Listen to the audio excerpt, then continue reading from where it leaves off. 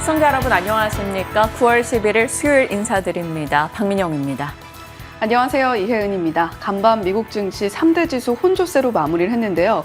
간밤에 금융주가 좀 빠졌습니다. 이에 따라서 다우존스 지수만 하락, 나스닥 지수와 S&P 500 지수는 상승으로 장을 마무리했습니다. 그 와중에도 돋보였던 것은 테슬라의 시세였는데요. 4% 넘는 급등세가 시현이 됐습니다. 그리고 그와 함께 로보택시 일정이 10월에 무리 없이 추진이 될 것 같다라는 소식도 들려오고 있는데요. 시간외에서의 주가 반응은 크지 않습니다만 전반적으로 클라우드 관련주들 그리고 데이터 센터 관련주들의 상승도 돋보였던 하루였습니다. 다만 유가는 오펙의 2025년 수요에 대한 공포 이야기가 들려오면서 65.7달러 선에서 거래를 마쳤습니다. 어느덧 65달러 선까지 떨어져 있는 유가도 저희도 관전 포인트로 두고 지켜봐야 될 것 같고요. 미국에서 일단 나쁘지 않은 주요 섹터의 흐름이 나오긴 했으나 언제나 그렇듯 최근에는 미국장의 좋은 분위기를 국내에서 잘 반영을 못합니다. 더군다나 오늘은 오전에 미국 대선 후보자들의 토론이 진행될 것이라서 오전 10시경 진행 예정이죠. 그에 대한 변동을 시장이 소화해 나가야겠습니다. 자, 어제장이 어땠는지부터 같이 정리하면서 내용 이어가 보시죠. 어제 국내 증시 이야기하기 전에 이제 어제장의 전반의 경계감을 설명하려면 이 이야기부터 문을 열어야 될 것 같습니다. 오늘 미국 대선 후보자들의 토론이 오전 10시 예정되어 있고요. 오늘 밤 9시경에는 미국에서 물가 데이터가 발표될 예정입니다. 그러다 보니 이를 앞둔 경계감이 어제장 국내 증시에 짙게 나타났고요. 어제 이 시간에 이제 연결고리로 말씀을 드렸던 것은 트럼프가 토론으로 다시 승기를 잡을 것인가. 일단 트럼프는 현대 대통령 중에 TV 토론을 많이 해봤기 때문에 우세할 수 있다라는 것과 스물스물 트럼프의 지지율이 올라오고 있다라는 내용. 반대로 이제 빅테크 진영에서는 해리스를 선호하는 움직임이 나온다. 이런 얘기까지 같이 전달드렸죠. 그래서 어제 국내장에서는 관련한 테마주가 모두 다 움직임을 보이기도 했었습니다. 어느 쪽에 배팅이라고 할 것도 없이 트럼프, 해리스 테마 각각의 개별의 움직임을 나타냈네요. 다시 한번 만약 이번 토론에서 트럼프가 승기를 잡게 된다면 7월에 있었던 트럼프 트레이드가 다시 한번 힘을 받게 될까요? 그때 당시의 내용을 끌어와 봤습니다. 트럼프 트레이드 관련해서 그때 빠르게 정리가 됐던 내용들이었죠. 방산, 원전, 건설, 기계, 바이오, 남북 경협, 금융, 조선, 또 일론 머스크 관련해서는 로봇 자율주행, ESS 등이 있을 거고요. 가상화폐, 전력, 재건 쪽 언급이 됩니다. 트럼프 후보자는 우크라이나 전쟁 내 전화 한 통이면 해결될 것이다 라고 얘기하는 만큼 재건에 대한 모멘텀이 트레이딩 관점으로는 테마주로 많이 반영되기도 했었습니다. 어떻게 진행될지 여부 봐야겠죠. 이 반대로 본다면 해리스 트레이드로 친환경 쪽 마리아나, 건설테크, 방산 등이 되겠습니다. 어제는 이제 마리아나 관련주는 트럼프와 해리스 교집합 종목군으로 엮이면서 굉장히 강한 시세를 보여주기도 했었죠. 자, 하반기는 우리가 살필 만한 정치 혹은 정책적 내용 등이 꽤 많습니다. 밸류업 이슈가 9월에 밸류업 지수, 10월에 밸류업 ETF로 자리하고 있고요. 금투세 이슈, 지금 시장에서 국내 시장 참여자들은 가장 민감하게 보고 있는 내용이기도 하죠. 일정상으로 본다면 11월에 국회 예산안 심의, 그리고 2025년 1월부터 이제 금투세가 시행될 예정인데 최근 야권에서 이 금투세에 대한 유해 목소리가 꽤 많아지고 있어서 그 강도가 어떻게 진행되는가 여부를 민감하게 살피고 있습니다. 그리고 미국 대선이요. 오늘 1차 대선 후보 토론, 그리고 10월 1일에 2차, 10월 9일에 3차 토론이 있을 예정이고 11월 5일에 대선이 진행되겠죠. 하반기는 참 불확실성과 또 변동성과 싸워야 되는데 그 가운데 분명 또 많은 기회들이 있을 것이라 궁금해집니다. 자, 이런 경계감을 반영하면서 어제 국내장은 흔들렸습니다. 외국인이 계속 국내장에서 이탈하는 흐름이 나타나죠. 어제 외국인 기관 양시장에서 동반 매도를 보였고요. 코스피 0.5, 코스닥은 1% 이상 빠졌습니다. 외국인이 어제 현선물 도합해서 1조 원 이상 매도였는데 8월부터 친다면 현물 쪽에 6조 원 가까이, 선물은 1조 이상의 매도를 보이기도 했습니다. 그런 가운데 삼성전자는 어제 장중에 연중 최저치를 기록하기도 했죠. 시총 4 400조를 놓치면서 시가총액 395조까지 뚝 떨어졌습니다. 어제 1.9% 밀리면서 66,200원으로 마무리가 됐고요. 여전히 외국인들의 매도가 반도체 대형 종목군으로 집중됐고 그 중심에는 당연히 삼성전자가 자리하고 있습니다. 외국인 기관의 동반 매도 압박을 삼성은 받아가고 있네요. 자, 반도체뿐 아니고요. 2차 전지도 대형주, 중소형주 너나 할 것 없이 어제 밀려났습니다. 2차 전지 밸류체인 다수가 52주 신저가를 기록했는데요. LNF, 코스모신 소재 등의 소재주 위주였죠. 배터리 3사는 2분기 전기차용 배터리 점유율이 하락했다라는 이슈에 소재단의 영향이 조금 더 짙게 나타나지 않았나 싶습니다. 자, 앞서 삼성전자의 수급과 연중 최저치를 기록했던 어제 흐름을 살폈었는데 이렇게 주가가 시총 400조를 이탈하면서 하반기 들어서만 20% 가까이 빠지고 있는 상황인데요. 이렇게 떨어지는 주가 하락 속에서 임원들이 자사주를 매입하는 움직임이 나타나고 있습니다. 노태문 사장도 두 번에 걸쳐서 그리고 박학규 사장, 한종희 부회장, 전영현 부회장 모두 다 자사주를 매수하고 있는 흐름이 나오고 있는데요. 이런 것은 보통 종목에 대해서는 호재성 이슈로 받아들여지기 마련인데 떨어지는 삼성전자의 주가를 방어할 수 있을지 궁금해집니다. 다만 증권사 곳곳에서 목표가를 낮추고 있기도 하고요. 영업이익 전망을 수정하고 있습니다. 조금 낮춰잡는 쪽으로요. 그래서 이들의 자사주 매수가 하나의 방어 역할을 해줄 수 있을지 그 효과에 대해서는 상황을 좀 지켜볼 필요가 있겠습니다. 아직까지는 대형 반도체 종목들을 이끌어줄 만한 강한 호재가 부재하다라는 것에서 시장은 반등의 트리거를 기다리고 있고요. 그러다 보니까 반도체 섹터 내에 대한 센티 자체가 위축되고 있습니다. 그러면서 섹터 내에서 계속 좁히는 좀 디테일화된 전략 보고서가 많이 나옵니다. 얼마 전에 전공정 장비 잘 골라야 한다라는 점에 대한 보고서를 같이 전했던 바가 있었는데요. 이번에는 하나증권에서 파운더리 업체 노출 비중이 높은 곳을 골라야 한다라는 얘기입니다. 자, 이 내용이 나온 배경을 한번 보시죠. 반도체가 한 1년 반 정도 가열차게 상승 흐름을 보였는데 그 이후 경기나 AI 수요에 대한 우려감 속에 조정을 받았고 메모리 쪽은 이 BHBM 메모리 수요 회복을 유의미하게 보여주지 못하고 있는 상황에서 그래도 기댈 요소는 AI 쪽에 대한 투자가 계속되고 있다라는 겁니다. 그런데 AI에서 기술 경쟁력의 우위를 잡기 위해 TSMC가 굉장히 공격적으로 투자를 하고 있다라는 거죠. 그래서 TSMC 관련한 노출도가 높은 기업들을 좀 더 살펴보자라고 얘기합니다. 이렇게 4종목을 언급하고 있고요. 그중에서 최선호는 위에 2종목입니다. 파크 시스템스, 전공정에서 이제는 후공정 원자현미경 쪽으로도 발주가 늘어나고 있다는 점을 꼽았어요.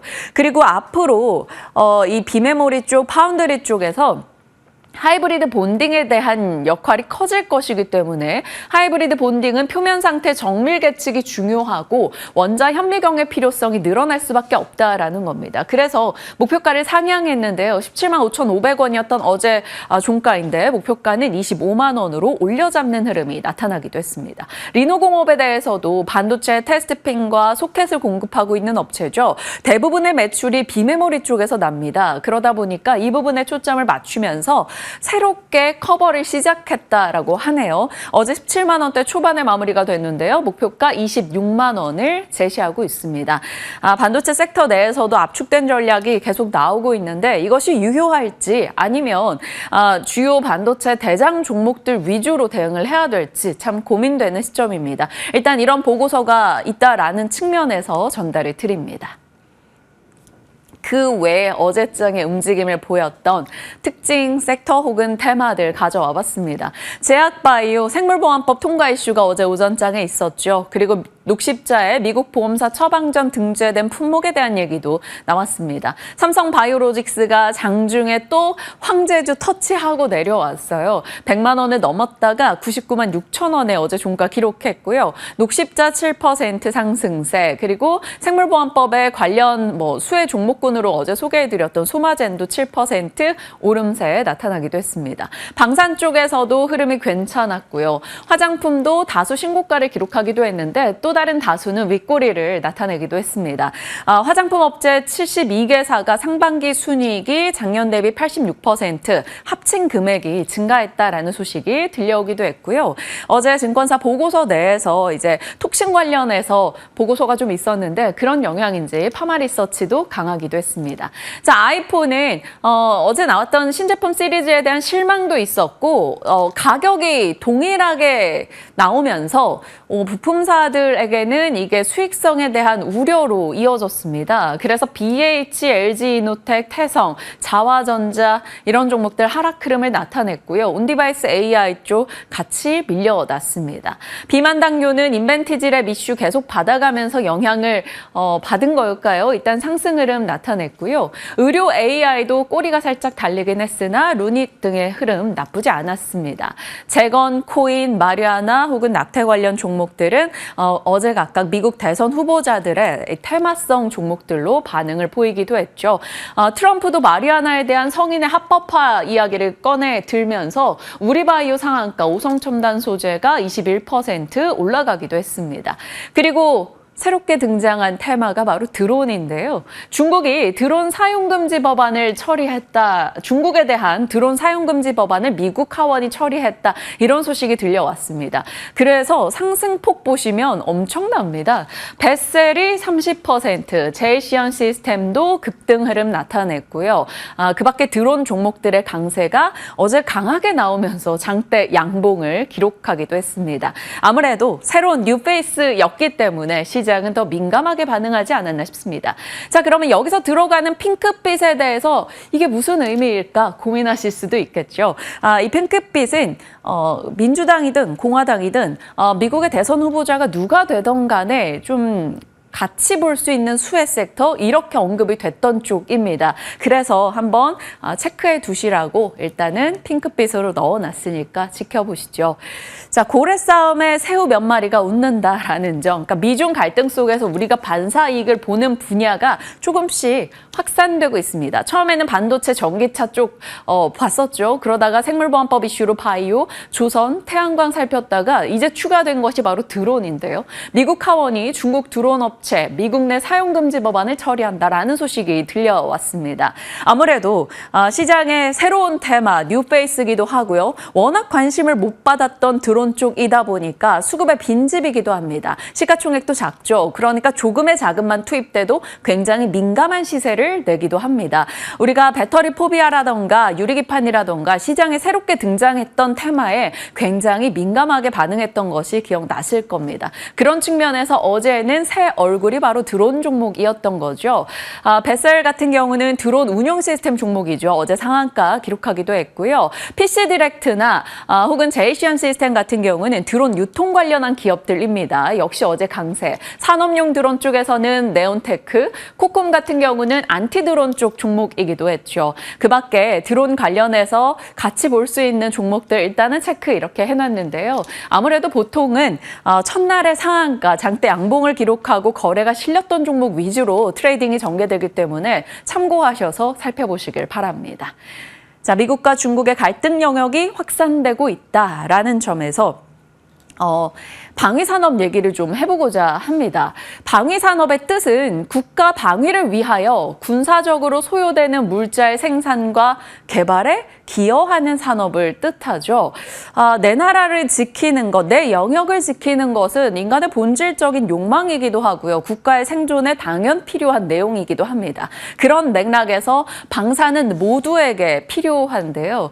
여러 분야의 방위산업 기업들을 일단 정리를 했습니다만 우리가 다 아는 방산 대형주들 혹은 중소형 종목군들, 전쟁 관련 테마로 분류되는 종목들 이렇게 방산주로 함께 볼 수가 있겠죠. 여기에 대해서 왜 방산은 시간이 걸리고 흔들림을 보이더라도 계속 갈 수밖에 없는 것인가 그에 대한 얘기가 계속 나오고 있는데요. 유진투자증권의 내용에서 발췌된 걸 제목으로 뽑아봤습니다. 인생은 어차피 혼자다. 세계화 흐름이 있을 때는 서로가 서로를 위하고 지켜주고 공급망이 연결되는 흐름이었다면 탈세계화 흐름이 본격화됐죠. 그것의 중심에는 러우 전쟁 등이 있었고요. 세계화가 후퇴하고 있고 고립주의가 부상하고 있습니다. 그리고 엘리트주의에 대한 반감으로 포퓰리즘이 확산되면서 되면서 갈등에 대한 민감도가 굉장히 높아진 세상을 살고 있습니다. 그 중심에 있는 게 바로 유럽이기도 한데요. 유럽 같은 경우도 요즘에 안보 위협을 받고 있죠. 러시아의 침공 이슈, 그리고 미국의 지원이 약화됩니다. 거기에 경제적인 문제도 계속 부각되고 있죠. 유럽에서는 높은 세율을 부과하고 과잉 규제 이슈가 있어서 기업들이 활동하기가 조금 어렵기도 하고요. 기술 투자가 다른 국가들 대비 처졌었기 때문에 지금 기술 패권 다툼에서 계속 조금 밀려나고 있는 분위기입니다. 실제로 글로벌 주식시장의 시가총액에서 살펴봐도 유럽의 시총 비중은 떨어지고 있다라고 하네요. 명품이나 일부 노보노디스크 등을 제외하고는 딱히 시장에서 파급을 보여주는 기업이 적다라는 지적입니다. 거기다 정치적인 이슈도 자유민주주의의 대명사였던 유럽권에서 이제는 극우 세력의 부상으로 인해서 각 국가 간의 갈등과 포퓰리즘이 확산되고 있다라는 거죠. 이런 측면에서 평화가 무너지고 있다라고 싱크탱크에서는 언급하고 있습니다. 러시아는 이번 러우 전쟁이 끝나고 나더라도 다시 한번 본인들을 세팅하고 나서 유럽으로 쳐들어올 것이다 라는 분석을 하고 있는데요. 러시아는 본인 국가의 재건 후 6에서 10년 후 재침공 가능성을 언급합니다. 그리고 나서 유럽은 5에서 9년 내에 이것을 대비하는 방산에 대한 탄탄한 구축을 해야 된다라고 얘기하고요. 트럼프가 당선될 경우는 자주국방에 대한 이제 수요를 더 올릴 수밖에 없기 때문에 안보에 대한 자립도가 올라간다라고 얘기하고 있죠. 그래서 지금 방산주가 조정을 일부 겪고는 있으나 흔들리면 매수하자라는 의견을 내놓고 있고요. 현대 로템과 하나 에어로스페이스를 선호한다라고 하네요. 수주상으로 봤을 때는 2025년도까지 보면 LRG 넥스원에 대한 긍정의 시각도 언급하고 있습니다. 하나 에어로 같은 경우는 지금 거래 정지 상황이기 때문에 상황에 대해서는 주가 흐름에 대해서는 반영이 되지 않겠지만 산업 보고서가 나왔기 때문에 같이 체크를 해보죠. 자, 이렇게 뭐가 됐든 간에 반드시 가야 되는 산업에 대해서는 장기적인 호흡이 필요할 겁니다. 그런 맥락에서 전력도 한 번쯤 생각하게 되는데요. 트럼프든 해리스든 누가 당선이 되던 간에 혹은 미국이든 중국이든 한국이든 베트남이든 유럽이든 어느 국가이든 지금 필요한 것은 전력이 아닐까라는 생각인데요. 앞서 이진투자증권의 언급대로 인생이 정말 혼자라면 자립을 해야겠죠. 러우 전쟁을 겪으면서 러시아의 에너지 갑질을 유럽은 한번 겪어봤었습니다. 그러니 유럽도 에너지 자립도를 올려야 하는 상황이고요. 미국도 마찬가지고 이건 모든 국가에 동반될 겁니다. 전력이 부족하면 높은 에너지 비용이 수반되고요. 이것은 기술과 경제 성장의 장애물이 되죠. 그러면 패권 다툼에서 밀려나게 됩니다. 그런 맥락에서 지금은 전력 설비에 대한 관심도를 다시 한번 가져야 될지 궁금해지네요. 신재생이 크려고 해도 전력망은 필요하고요. 전기차도 마찬가지죠. 미국과 유럽의 인프라 노후된 것을 교체하는 수요는 계속 얘기가 됩니다. 거기다 저는 이쪽에 점수를 많이 주는 편인데 이건 개인적인 의견이니까요. 이상기후에 대한 공포감이 굉장히 큰 편입니다. 폭염, 혹한, 폭우 모든 것에서 우리는 전력에 대한 수요가 올라갈 수밖에 없죠. 에어컨을 돌리던 난방에 대한 수요든요. 그것 플러스 AI, 데이터 센터 자동화 설비, 전기화 이런 것이 붙고 있기 때문에 전력에 대한 인프라 충족 이야기는 당분간은 계속 나올 수밖에 없지 않나 싶습니다. 전력 설비 같은 경우는 민주당, 공화당, 미국 내 전력 수요 확대에 대한 공통의 의견을 갖고 있는 분야라서 전력 인프라 종목군들도 체크는 해볼 필요가 있겠죠. 최근에 조정 많이 받았습니다. 상반기에 수출 3대장으로 푸드와 화장품, 전력이 꼽혔었는데 하반기 들면서 이들은 차익 실현의 빌미로 흔들림을 나타냈죠. 환율의 변화도 있었고요. HD현대엘렉 일단 어제는 4% 상승했고요. MSCI 이슈에 있었던 LS엘렉은 지금 소강 국면에 들어가 있기도 하네요. 그 밖에 대형 변압기 쪽은 효성중공업, 요즘에는 이제 일진전기라던가 혹은 산일전기 쪽이 트레이딩 관점으로도 한 번씩 거론이 됩니다. 일진전기는 어제장 최근에 조정세를 이어나가면서 부진했고요. 산일전기는 새롭게 등장한 종목이기도 하죠. 어제장은 2% 빠졌습니다. 다만 이것은 장기 트렌드이기 때문에 어떻게 바라봐야 될지 살펴야겠죠. 어제가 10일이었습니다. 오늘 이쪽도 수출입 데이터 발표가 있을 거라서 내용 함께 보시면서 고민해 보시죠.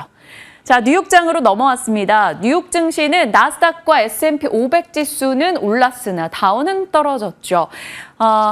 중소기업 낙관 지수가 나왔는데 금융위기 이후 최악이었다라고 합니다. 거기다가 이제 은행권의 JP모건이나 골드만삭스 등에서 우리의 수익 기대가 너무 과도했다 이런 언급을 내놓기도 했어요. 그러니까 경기 침체에 대한 우려감이 등장하면서 소비 둔화를 자극했고요. 국채금리입니다. 국채금리가 하락하고 엔화가 강세하며 증시가 떨어지는 흐름이 나타났습니다. 거기다가 유가도 마찬가지죠. 앞서 혜연 앵커 말씀 주셨다시피 오펙의 수요 전망치가 2달 만에 또 하향 조정됐습니다. 그러면서 유가가 16개월 내 최저치 4% 이상 떨어지는 흐름이 나타났네요. 침체에 대한 우려를 안으면서 뉴욕장은 CPI나 대선 후보자들의 토론에 대한 경계감을 같이 드러내고 있습니다. 상황이 이러다 보니까 여러 좀 좋지 못한 소리는 많네요. UBS 측에서 2달 내에 약세장이 지속될 것이다. JP모건의 다이먼 회장은 스태그플레이션 가능성 배제 못한다라고 얘기했고요. BMW 등이 11% 급락하면서 중국 판매 부진에 대한 실적 경고의 목소리를 내기도 했습니다. 그래서 자동차단의 흐름이 GM이나 포드나 다 좋지 못했다라는 점도 침체에 대한 리스크를 좀 안고 가고 있지 않나 싶네요. 자, 이런 상황에서 반도체 쪽은 괜찮았습니다. TSMC의 8월 실적이 예상보다 좋았다라는 점 등이 호재가 되면서 브로드컴 올라갔어요. 5% 이상 상승했고요. 엔비디아, AMD 등은 나쁘지 않았습니다. 애플은 아이폰 슈퍼사이클에 대한 기대의 목소리, 실망의 목소리가 혼재되고 있는 가운데 19조 정도의 체납세 소송인 이후에 패소했다라는 소식이 들려왔어요. 그래서 약보합권의 마무리가 됐고요. 은행권의 규제 예고한 완화 수정 이슈가 연준을 통해서 나오긴 했습니다만 JP모건, 골드만삭스 등이 수익 기대가 과도했다라는 점, 그리고 골드만삭스는 신용카드 사업을 철수한다라는 소식 등이 다시 한번 부각되면서 4에서 5% 정도 빠졌습니다. 자, 이렇게 은행권의 대형 은행주의 부진, 지역 은행의 하락으로 이어졌고요. 유가가 급락하며 에너지 쪽도 하락했죠. 상황이 그러다 보니까 다우지수는 내려갔습니다. 반면에 빅테크 쪽과 반도체 쪽은 나쁘지 않은 흐름이 나왔다라는 점에서 나스닥과 S&P 500이 그나마 지지됐다라고 볼 수 있겠고요. 도이치방크 측에서 새롭게 애널리스트가 이제 테슬라를 커버하기 시작하면서 탑픽 종목으로 이야기했죠. 그래서 목표가를 $295로 얘기하기도 했습니다. 자동차 제조사가 아니라 플랫폼으로서 테슬라를 봐야 한다라고 얘기한 점, 그 덕분에 테슬라가 4% 정도 올라설 수 있었는데요. 앞서 BMW 등의 쇼크로 인해서 GM, 포드, BMW, 유럽권의 폭스바겐 등은 다소 크게 밀려나기도 했습니다. 그 밖에는 에너지와 금융 쪽의 하락, 이렇게 볼 수 있겠네요. 자, 뉴욕장의 분위기를 과연 오늘 우리가 어떻게 받아들일지 같이 고민이 필요해 보입니다. 자, 박앵커의 연결고리입니다. 오늘 가장 중요한 일정이죠. 미국의 대선 후보자들의 토론, 과연 수혜 섹터, 피해 섹터, 수혜 섹터냐, 테마냐 어떻게 나오는지 중요합니다. 하나증권의 업데이트된 보고서에 따르면 민주당이든 공화당이든 어차피 함께 갈 수밖에 없는 내용은 방산과 CDMO, 의료 AI, 인프라 쪽이다. 그래서 진성TC 이런 종목들의 수혜 이야기를 꺼내놓기도 합니다. 금투세에 대한 이슈 계속 추적을 해봐야 되고요. 외국인의 수급이 삼성전자로 다시금 좀 돌아와줄 수 있을지 좀 민감하게 봐야 되고요. 계속 매도한다면 이게 삼성으로 끝나는 게 아니라 다른 섹터까지 매도로 가게 되는지 매도의 규모 확산을 좀 지켜볼 필요는 있어 보입니다. 자, 앞서 말씀드린 대로 연결고리는 자립이 필연이라면 방산과 전력을 넣어봤고요. 앞서 내용 살펴주시고요. 두 번째로는 자율주행. 혜연 앵커 오프닝에서 언급 주셨는데 10월 10일 로스앤젤레스 로보택시 공개 행사가 공식적으로 진행되는 걸 테슬라를 통해서 확인됐다라는 소식이 들려왔습니다. 자율주행 관련주들 밸류체에는 많이 말씀을 드렸기 때문에 오늘은 이 정도로만 갈무리하겠습니다. 자, 그리고 시장에서 트리거 대기하고 있는 점들 계속 짚어가고 있죠. 추석 전 오늘 트럼프 해리스의 TV 토론 굉장히 중요하고요. 이제 이틀 지나고 나면 하루 더 지나고 나면 한국의 선물 옵션 동시 만기일 예정이 돼 있으니까요. 이 부분도 고려하셔서 단기 트레이딩 하시는 분들은 자금 투입에 고민하시면서 대응하시길 바랍니다. 시장에 대한 얘기였고요. 오늘 뭐니 해도 중요한 일정, 미국 대선 토론, TV 토론에 대해서 자세히 살펴주신다고요. 네, 여러 가지 테마가 순환을 하고 있습니다. 우리 시장에서도 어제 대마 관련주들의 시세가 상당히 강하게 나타났는데요. 아무래도 우리 장중에 전개되는 미국의 TV 토론이기 때문에 장중 변동성에 유의하시면서 어떤 테마들 우리가 지켜보면 좋을지 정리를 해봤습니다. 남의 나라 일 같지가 않은 마치 우리 시장의 대선을 보는 것 같은 그런 분위기가 연출이 되고 있습니다. 아무래도 초박빙 상황이 지속해서 이어지고 있기 때문에 어느 한 후보가 강력하게 우세를 점하고 있다라고 평을 하기가 굉장히 어려운 상황인데요. 가장 최근에 진행이 된 여론조사 결과를 가져와 봤는데 PBS와 NPR, 마리스트 폴이 공동으로 진행한 여론조사 결과입니다. 일단은 카멀라 해리스 현 부통령이 49%의 지지를 얻으면서 1%포인트 차 앞서고 있는데요. 여러 기관에 따라서 그리고 실시간 베팅 사이트의 조사 결과에 따라서 두 후보가 엎치락뒤치락하는 모습 전개가 역시 되고 있습니다. 검사 출신의 카리스마를 해리스 부통령이 보여줄 것이냐 아니면 역시 쇼의 강자의 면모를 트럼프 후보가 또 한 번 보여줄 것이냐가 이번 TV 토론의 관전 포인트가 될 텐데요. TV 토론 이후에 바이든 현 대통령이 트럼프 후보에 확연하게 밀리는 모습을 보여줬던 만큼 이번 TV 토론이 결국에는 대선의 가장 큰 분수령이 될 것이다. 이러한 평가가 나오고 있습니다. 앞서서 민영 앵커가 계속해서 언급을 해줬습니다만 한국 시간으로 오늘 오전 10시부터 11시 30분까지 90분간 토론이 진행될 예정이고요. KBS 생중계를 통해서도 토론의 경과를 만나볼 수 있다라고 합니다. 토론의 내용을 보실 분들은 KBS를 통해서 생중계 지켜보시고 그리고 장중에 변동성 나오는 종목들 없는지 시장의 상황을 생중계 받고 싶으신 분들은 MTN 머니투데이 방송을 통해서 계속해서 좀 지켜보시면 좋겠습니다. 경합주의 지지율 에 있어서도 해리스 부통령이 조금 더 앞서는 우세한 모습을 보여주고 있는데 TV 토론이 결국엔 이러한 여론조사 결과가 무색하게 뒤집을 수도 있다라는 가능성에 시장이 주목을 하고 있는 겁니다. 미국 역사상 최초의 TV 토론이었던 1960년에 케네디 대 닉슨 토론의 비견이 되는 64년 만의 토론이다라는 평가도 시장에서 나오고 있는데요. 아무래도 TV 토론에 있어서는 트럼프 후보가 베테랑이라고 표현을 할 수가 있습니다. 7회차에 달하고 있는 반면에 해리스 부통령은 2020년에 민주당 대선 경선과 부통령 후보 토론이 이러한 좀 대규모 토론은 전부이기 때문에 과연 트럼프 후보를 상대로 어떠한 면모를 보여줄 것이냐 상당히 좀 긴장된 모습을 최근에 보였다라고도 전해지고 있습니다. 자, 그렇다면 이러한 스포트라이트를 통해서 우리가 시장에서 찾아볼 수 있는 힌트들 무엇이 있을지 한번 정리를 해봤는데요. 주요 정책 비교를 통해서 우리 시장에서 얻어볼 수 있는 힌트들 이쪽에 한번 좀 정리를 해봤습니다. 좀 글씨가 많기는 한데요. 무역 쪽에서는 트럼프 후보는 역시 관세로 표현이 될 수 있을 것 같습니다. 이에 따라서 반도체라던가 2차 전지 종목들, 현재 바이든 대통령이 이행을 하고 있는 IRA나 또는 칩스법이 계속해서 승계가 될 수 있을 것인가가 관건이 될 수 있을 것으로 보이고요.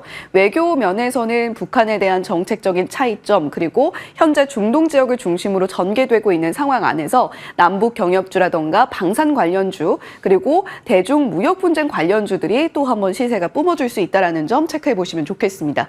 우크라이나에 대한 태도와 관련해서도 재건주들의 변동성에 유의를 하셔야 되겠고요. 세제 혜택은 현재 미국 시장에서 좀 약간의 부침을 겪고 있는 매그니피센트 7 종목들 같은 경우에도 시세적인 영향을 받을 수 있다는 점 참고해 보시면 좋겠습니다.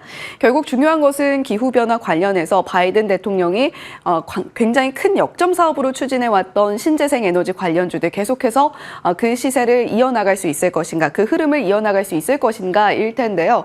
기후변화 차원에서 청정에너지를 확대하겠다는 카멀라 해리스 부통령 그리고 전기차 친환경 정책 퇴조 일로를 걷겠다는 트럼프 후보의 정책적인 대립성이 확연하게 보이고 있는 상황입니다. 이에 따라서 신재생 에너지 관련주, ESS 관련주, 전력기기 관련주들 영향받을 수 있겠고요. 물가와 가상화폐 관련해서도 잠시 후에 조금 더 자세하게 짚어보겠습니다.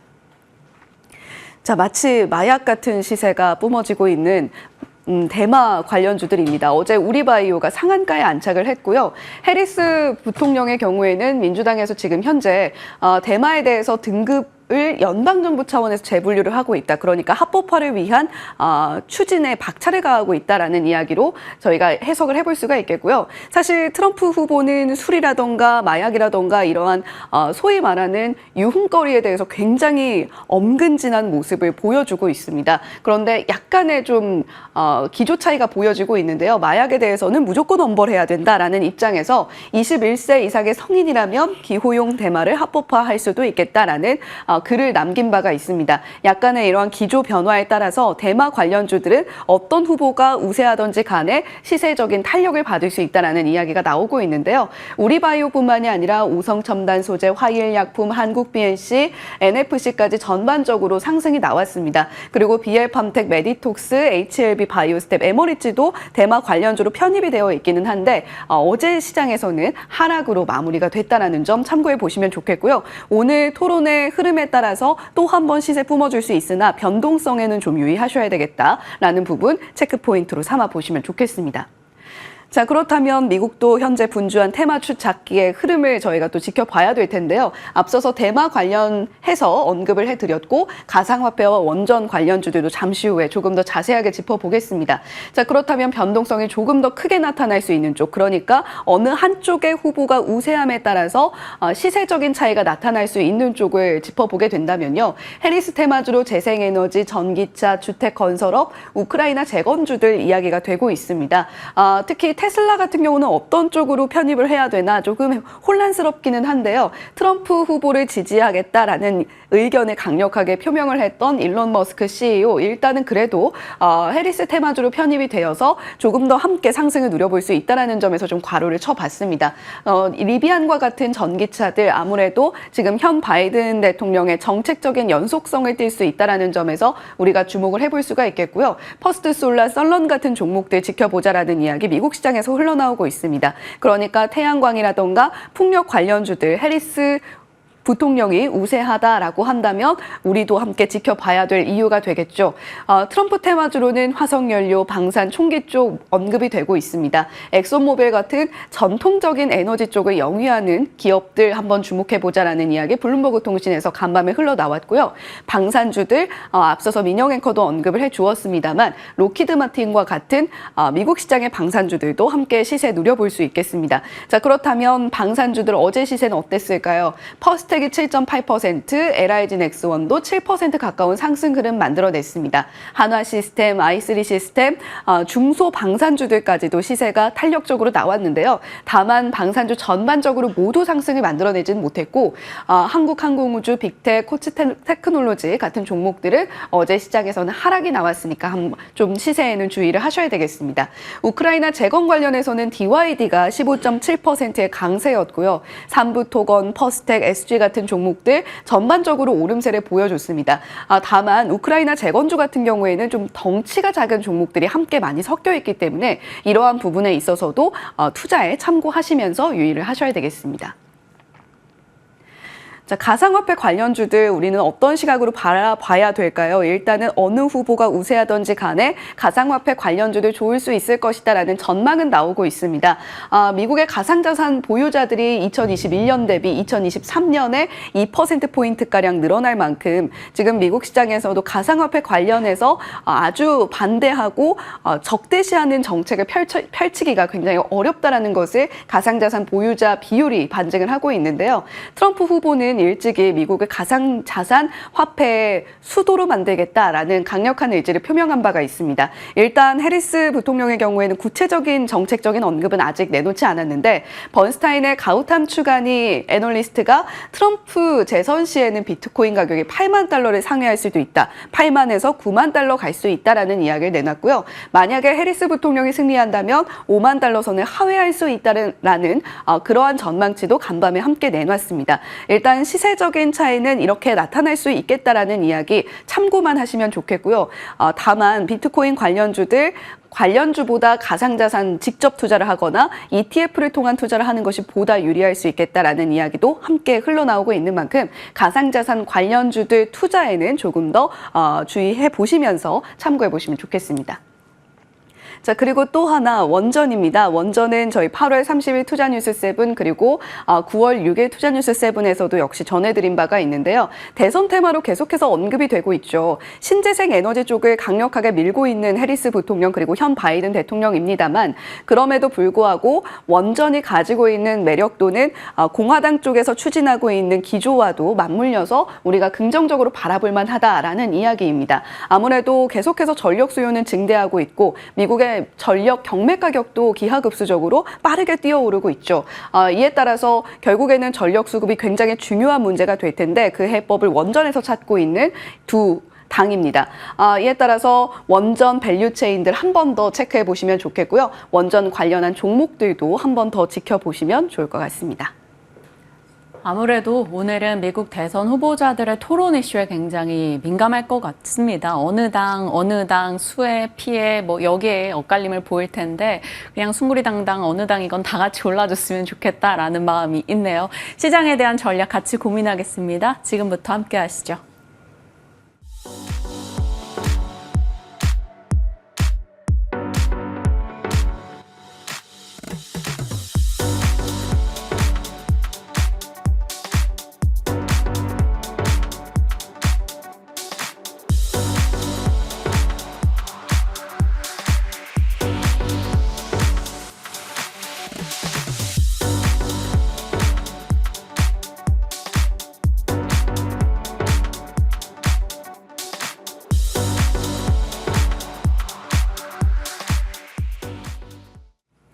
시장에 대한 전략 같이 고민하겠습니다. 김민진 차장과 함께하네요. 어서 오세요. 안녕하세요. 네, 차장님 지금 시장에 대해서 약간 많은 투자자분들이 하도 이 변동에 지치기도 하니까 자포자기 심정이 되신 분들이 많아요. 그래서 정말 단기적으로든 중장기적으로든 저가 매수해 볼 수 있는 뭐 트레이딩도 다 좋고요. 오늘 그런 쪽에 좀 초점을 맞춰서 전략을 챙겨보고자 합니다. 일단은 오늘 미국 대선 후보자들의 토론도 있고 또 명절 전에 뵙는 마지막 차장님과의 시간이어서 전략을 좀 듣고 가야 될 것 같아요. 네, 우선 최근 시장은 뭐 한마디로 글로벌 증시에서 가장 부진한 흐름을 YTD로 보여주고 있는 코스닥 시장. 네. 이것이 이제 우리나라 시장의 한 단면이 아닐까라는 판단이 되고요. 그렇다고 한다면 결국은 이 시장의 흐름을 바꿔낼 수 있는 여러 가지 포인트가 만들어지기 전까지는 시장에 대한 흐름은 결국 보수적인 전략을 펼칠 수밖에 없다는 생각입니다. 물론 절대적인 주가 흐름 자체가 밸류에이션 대비해서 저평가되어 있는 수준까지 주가가 빠진 것은 맞기 때문에 현재 시점에서 주식을 매수하는 것 잘못된 전략은 아니다라고 저는 판단을 하고 있습니다. 하지만은 그 매수 전략 자체가 급할 필요는 없다라는 것이죠. 내가 가진 자금을 지금 현재 시점에서 공격적으로 매수할 필요는 없다라는 생각이 들고요. 좋은 종목군들 그리고 여러 가지 이제 우리가 뭐 연휴를 앞두고 있지만은 연휴 이후까지의 시장에 대한 전략을 좀 판단을 해서 거기에 맞는 종목군들을 찾아낼 수 있는 현재 시점에서 그리고 조금씩 매수할 수 있는 분할 매수 전략이 현재로서는 좋지 않을까 이렇게 판단을 하고 있습니다. 그러면 그 분할 매수 전략에 최근에 임원진들의 자사주 매수 소식이 들려오고 있는 그만큼 많이 빠진 삼성전자도 분할 매수 관점 지금부터 가능하다 보십니까? 지금 국내 증시가 가장 부진한 모습을 보이고 있는 또 하나의 큰 이유가 삼성전자의 부진 때문이 아닐까라는 판단이 들고요. 제가 알기로 이제 아마 지난주였는지 주초였는지 아마 이제 싱가포르하고 홍콩 쪽에서 이제 삼성전자가 IR을 하고 나서 지금 국내 주요 증권사들도 삼성전자의 실적 추정치를 엄청나게 낮추고 있습니다. 컨센서스 기준으로는 13조 원이 조금 넘는 2분기 컨센서스를 보유하고 있는데요.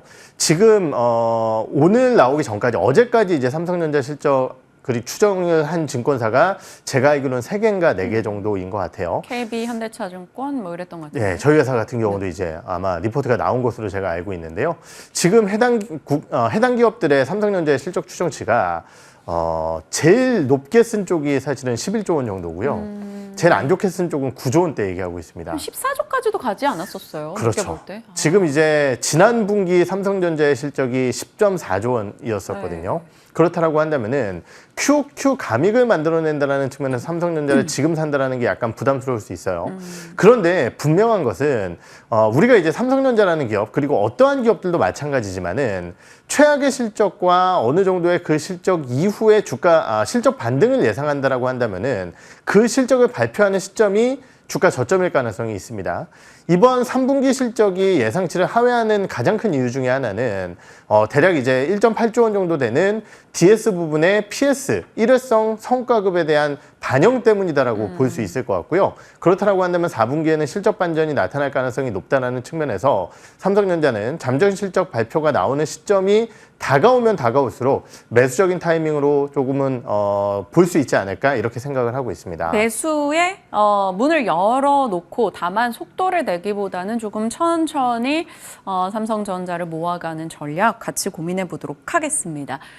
삼성을 이제 정말 갖다 팔고 있는 건 외국인 네. 수급입니다. 최근에 외국인이 8월부터 9월까지 현물 한 6조 매도? 근데 그중에 다수 삼성전자 등이 차지하고 있을 겁니다. 외국인의 수급이 국내에서 우호적이지 못하다 보니까 반도체건 시장이건 같이 조금 흔들림을 크게 보여주고 있는데 외국인들이 좀 사고 있는 쪽을 관심을 둬야 되는 거예요. 뭐 지금 저가 매수해볼 수 있는 대형주일 어떤 거 보십니까? 지금 시장은 뭐 당연히 외국인들이 사들어올 수 있을 만한 섹터를 봐야 됩니다. 그럼 외국인들이 어떤 쪽을 살 것이냐라고 판단을 했을 때 결국은 시가총액 작은 종목군을 아예 쳐다보질 않는다는 거죠. 네. 지금 코스닥이 약세 흐름을 보이고 있는 가장 큰 이유도 증시의 매수 주체는 외국인밖에 없는데 결국 그 외국인들은 팔던 사던 대형주 쪽에서만 움직임을 갖게 된다는 부분이에요. 그렇기 때문에 결국 대형주 쪽에서의 전략을 펼쳐야 될 것 같고 그러한 측면에서 삼성전자가 좀 부진할 때 그나마 상대적으로 수급이 유입될 수 있는 대표적인 섹터는 밸류업 관련주들이 아닐까라는 판단이 듭니다. 그렇기 때문에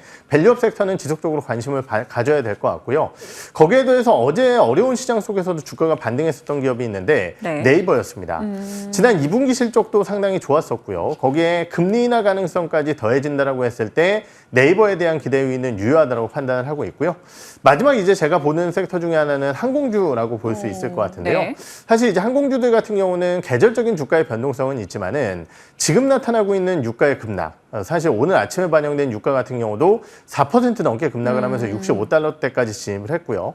거기에 더해서 이제 원달러 환율의 하락, 즉 원의 강세가 나타날 때는 외화 부채가 많은 항공주들에게는 긍정적인 요소로 작용을 하게 됩니다. 그렇기 때문에 이러한 부분들을 종합적으로 고려해 보게 된다라고 한다면은 항공주까지도 한번 관심 있게 지켜보시면 좋으실 것 같습니다. 밸류업과 항공주에서 그래도 앞단에 두시는 종목명을 얘기해 주시면. 네, 밸류업 같은 경우는 아무래도 이제 은행의 대표 주자인 KB금융 그리고 메리츠금융지주 같은 경우도 좋은 선택이 될 수 있을 것 같고요. 매금지, 네. 항공주 같은 경우는 역시 뭐 대한항공을 탑픽으로 봐야 되지 않을까 이렇게 판단을 하고 있습니다. 네, 외국인의 수급이 들어온다면 올라갈 수 있는 대형 종목군들 섹터 내에서 살펴주셨습니다. 탑3군으로 나눠서 얘기해 주셨으니까요. 참고해 주시고요.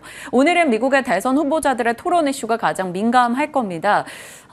뭐 이것은 예측은 어려운데 네. 관심은 참 높고요. 그래서 애매하긴 합니다. 어떤 관전 포인트 갖고 계세요? 네, 사실 이 후보가 이기면은 이쪽이 수혜야. 이 후보가 이기면 이쪽이 수혜야. 근데 반대로 얘기하면은 상대 후보가 잘하면은 이쪽은 피해주가 되는 것이거든요.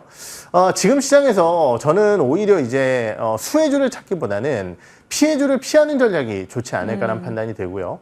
그러한 측면에서 봤을 때 두 후보 누가 당선이 되더라도 사실은 시장에서 주목을 받을 수 있는 섹터를 보는 것이 맞다라고 판단이 듭니다.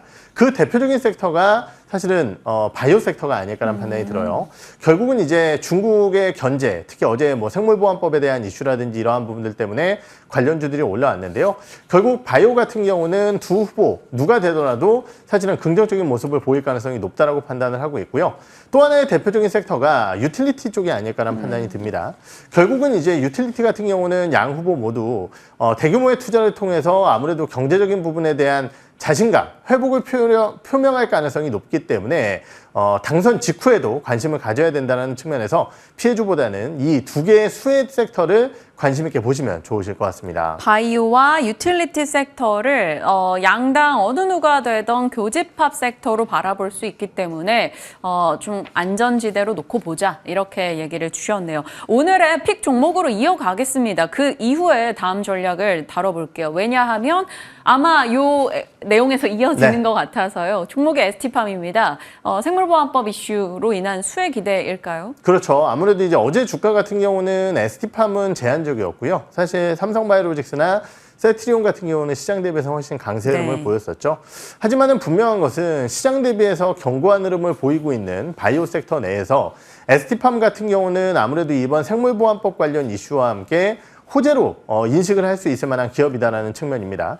결국 이제 두 가지 모멘텀을 볼 수 있을 것 같은데요.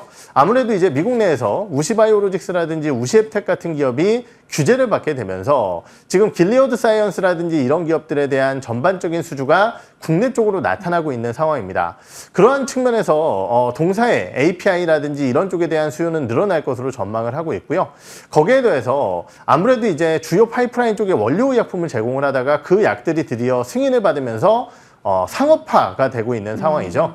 상업화가 된다는 얘기는 수주 물량 자체가 본격적으로 크게 늘어날 가능성이 높다는 측면에서 봤을 때 올해 2분기 실적이 굉장히 안 좋았었던 ST팜이지만은 2분기 실적보다 앞으로의 수주 전망을 밝히는 요소라는 측면에서 지속적으로 관심 있게 지켜보셔야 될 것 같습니다. 네, 가격은 어느 정도 보십니까? 예, 가격 전략은 목표가 12만 원 선 제시를 하도록 하고요. 손절가는 9만 2천 원 선 말씀을 드리겠습니다. 네, 차장님의 픽까지 연결해 봤고요. 다음은요. 시장이 뭐 반도체, 바이오, 2차 전지 대형 종목에 대해서 뭐 사서 중장기 투자 이런 쪽으로만 관심이 쏠리는 건 아닙니다. 지금은 사실 이제 트레이딩 당일 테마 대응이 더 시장의 민감도가 높고 관심도가 높은 장이기도 한데요. 그래서 트레이딩 가능한 쪽에 대한 네.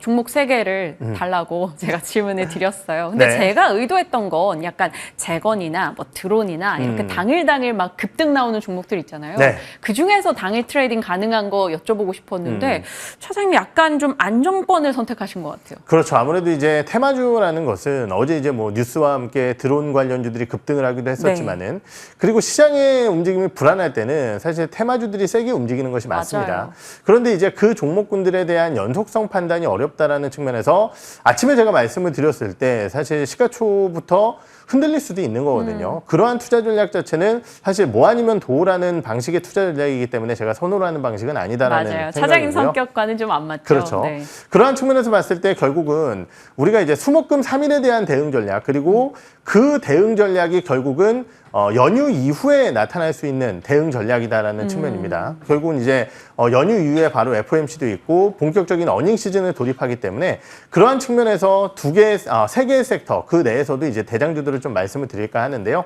결국은 이제 분기 어닝 시즌이다라는 측면에서 봤을 때는 호실적주를 봐야 될 것 같고요. 그러한 측면에서 당연히 지금 시장에서는 화장품주들에 대한 실적 관심도가 아직까지는 유효하다고 판단을 하고 있습니다. 어제 이제 신고가 난 한국콜마를 필두로 해서 네. 실리콘투와 같은 기업들 역시 관심 있게 보시면 좋으실 것 같고요. 최근에 이제 주가가 다시 올라오고 있는 섹터가 있죠. 전력기기 관련 섹터입니다. HD현대일렉트릭 같은 경우 너무 2분기 실적이 좋았었기 때문에 다른 종목 쪽으로 좀 수급이 쏠리고 있고 그 대표적인 기업이 효성중공업이 아닐까 이런 판단이 들어요. 그리고 마지막으로는 아까 말씀드렸듯이 FOMC 결과물을 우리가 이제 연휴 끝나고 바로 받아들이게 되는데 네. 금리 인하 가능성 거의 100%라고 생각을 하고 있고 금리 인하가 나타나게 된다라고 한다면 당연히 바이오를 봐야 될 것 같습니다. 그러한 측면에서는 아까 말씀을 드렸던 ST팜을 포함해서 많은 네. 바이오 기업들 관심 있게 보시면 좋으실 것 같습니다. 그러면 한국콜마, 실리콘투, 효성중공업, ST팜 이런 섹터 내 대장격의 종목들입니다. 이걸 트레이딩 관점으로 활용하라는 건 대략의 기간을 어떤 식으로 저희가 박스권 매매를 해야 되는지 뭐 어떻게 전략해 주시면 돼요? 네, 당장 이제 오늘부터도 저는 매수 가능 권역이라고 좀 생각을 하고 있고요. 말씀드렸듯이 이 전략 자체는 당장 오늘의 트레이드 전략이 아니라 결국은 연휴 이후에 우리가 확실하게 볼 수 있는 모멘텀적인 측면에서 관심을 받을 수 있는 측면의 섹터라는 측면 그리고 종목이라는 측면에서 오늘도 매수적인 부분을 좀 가져가시고 추석 이후에 결국 어닝 시즌에 돌입할 때 해당 기업들의 주가는 더욱더 강화될 수 있다 이렇게 판단을 하고 있습니다. 네, 참고하도록 하겠습니다. 10년 넘게 이제 차장님과 함께 방송을 꾸준히 해왔지만 본인의 페이스를 어떤 장에서건 잃지 않으셨어요. 그게 차장님이 가진 가장 큰 힘이고 저희도 믿고 그 전략을 따라가고 있습니다. 오늘도 함께 해주셔서 감사합니다. 고맙습니다. 감사합니다.